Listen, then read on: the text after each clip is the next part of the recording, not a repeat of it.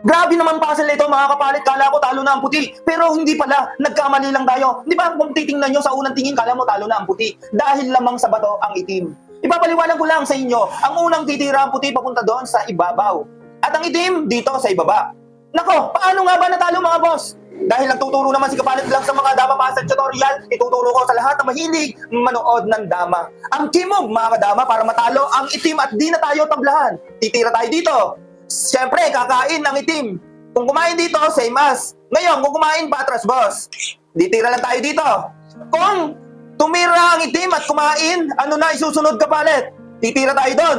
Pinakain pa. Pagkain ng itim, tira tayo. O, kakain na yung itim. Kakain na tayo ng napakarami mga boss. 1, 2, 3, 4, 5, 6 mga boss. O, kain ng dama. Kung dito or dito, ay talo na. Kasi susubuan. Pagkain, kakain na ng dalawa patras. Yon, panalo ang puti.